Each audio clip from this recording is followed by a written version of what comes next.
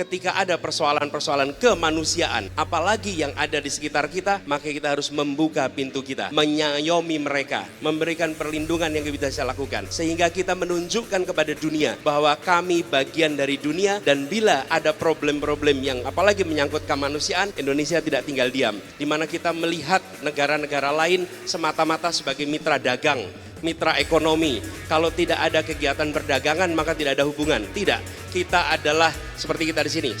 Kita semua warga Surabaya, warga Indonesia, dan kita adalah warga dunia yang harus terlibat di dalam urusan-urusan dunia.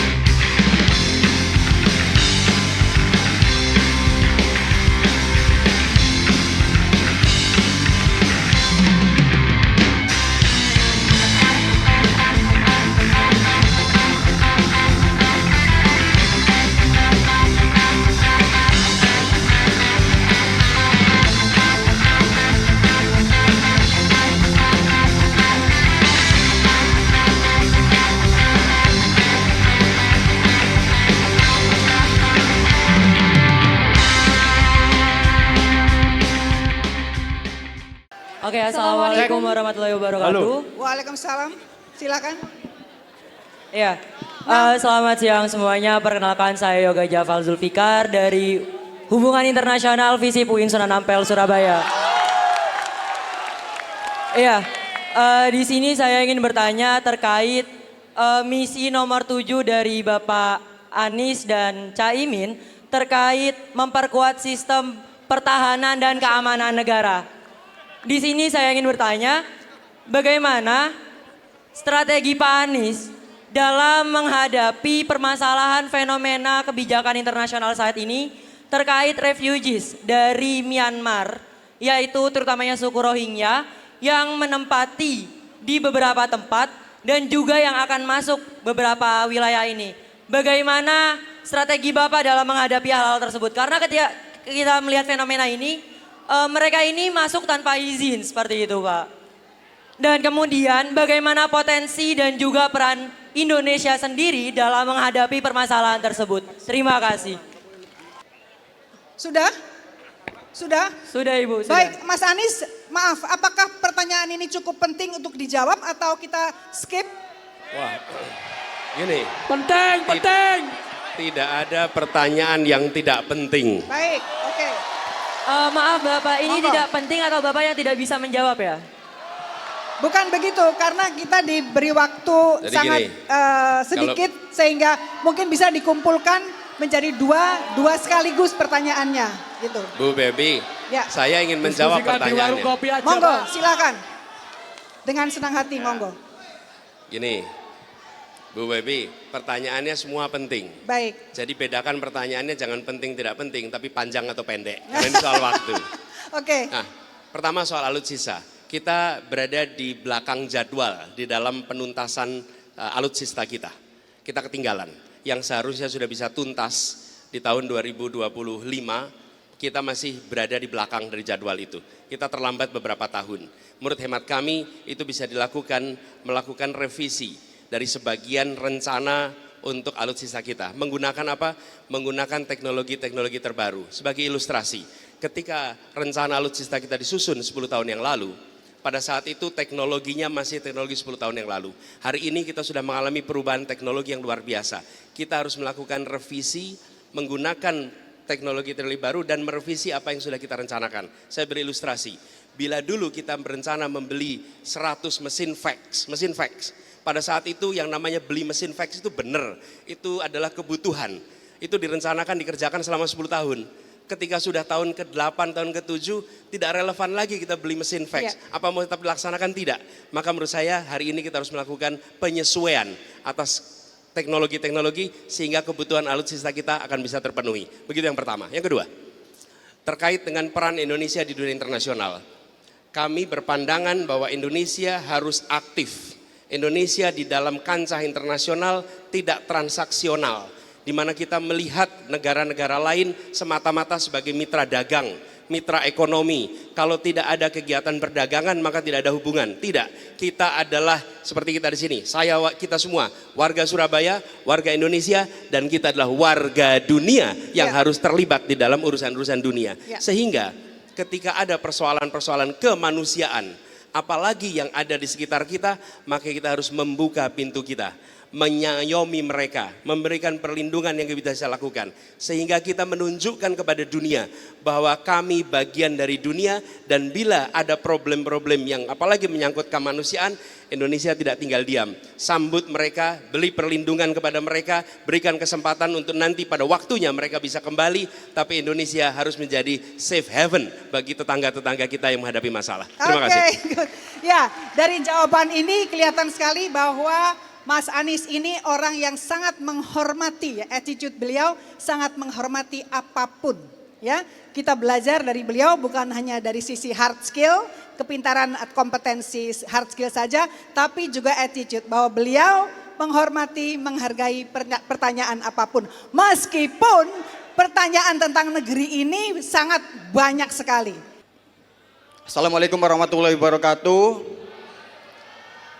Saya Syahril dari UIN Sunan Ampel, Surabaya.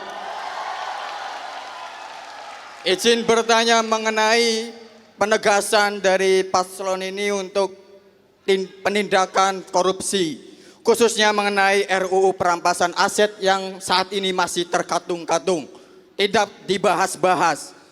Pertanyaannya kepada Bapak Imin yang terhormat, sebagai wakil ketua DPR RI, kenapa tidak membahas-bahas RUU ini? Walaupun sekarang sudah di tahap prioritas, tapi itu tidak disentuh-sentuh. Itu sejak tahun 2008. Periode-periode sebelumnya tidak dibahas. Itu yang perlu ditegaskan. Memang itu telah tercantum di misi ke-8 dari paslon ini. Poin kedua, bagaimana kalian meyakinkan kami langkah konkret untuk mengawal dalam pengesahan RUU perampasan aset? Karena ini penting. Satu lagi. Karena ini penting, ini untuk memiskinkan para koruptor. Kita tahu sebelumnya terjadi korupsi BTS. Menteri dari mana menterinya? Menteri Menkominfo dan Mentan, ada lagi yang terbaru juga, menterinya dari mana? Itu yang perlu dikeruk agar uangnya tidak untuk menyicil mobil Alphard, teman. Itu pertanyaan. Baik, kita di sini pertanyaan kita fokus saja ya, tidak usah ke kanan ke kiri, kita fokus saja apa yang akan dilakukan oleh Capres dan Cawapres kalau ada masalah-masalah yang masih banyak di negeri ini, itu aja, oke? Bagaimana, ya. Langkah konkret. Ya, langkah konkret. Silakan Cak Imin. Ya, terima kasih dari UIN. Bisa. UIN mana? Surabaya, Sunan Ampel. Jadi kami berdua dengan Mas Anies bersepakat dengan seluruh para partai pendukung. Kalau hari ini belum berhasil karena kami mungkin jumlahnya tidak mayoritas di parlemen, insya Allah melalui kepemimpinan Presiden dan Wakil Presiden dalam waktu singkat kita bisa akan wujudkan undang-undang perampasan aset dengan dukungan seluruh pihak. Karena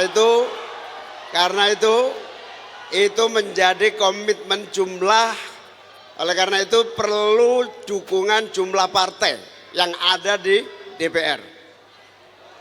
Oleh karena itu, tapi kita bisa mulai dari kepemimpinan koalisi yang kuat, insya Allah di bawah koalisi Amin, 50% lebih parlemen akan bisa merubah secepat-cepatnya undang-undang perampasan aset. Amin. Teman-teman, kami berpasangan menjadi pasangan cawapres, capres ini adalah sebuah keberkahan buat kami. Kenapa? Ini bukan cawapres instan, bukan cawapres dadakan. Ini adalah seseorang yang memiliki rekam jejak yang amat panjang di dalam pergerakan. Dari mulai pergerakan kemahasiswaan. Hati-hati, di antara teman-teman sekarang ini, kita semua memiliki rekam jejak. Rekam jejak. Karena itu kalau melihat seseorang, maka bukan tanyakan apa yang akan Anda kerjakan besok. Kalau soal apa yang Anda kerjakan besok bisa ngarang jawabannya. Oke? Tapi kalau ditanya apa yang sudah Anda kerjakan sejak muda, maka di situ rekam jejak Anda menjadi bukti. Oke? Jadi Anda meminta dia untuk Bukan, artinya ketika seseorang itu ditanya tentang apa yang mau dikerjakan besok, lihatlah yang dikerjakan kemarin. Nah, itu. Oke, karena rekam jejak adalah prediktor terbaik untuk masa depan. Jadi saya merasa bersyukur karena bermitra, berpasangan dengan seseorang yang memiliki pengalaman yang amat panjang di dalam dunia perpolitikan, seseorang yang punya pengalaman panjang di dunia pergerakan, bukan orang yang mendadak di dalam posisi ini. Baik. Itu sesuatu yang kita syukuri. Dan kalau tidak percaya silahkan di googling ya, silahkan di browsing. Boleh dilihat. Bisa Dan dilihat. itulah pelajaran saya rasa. Ya.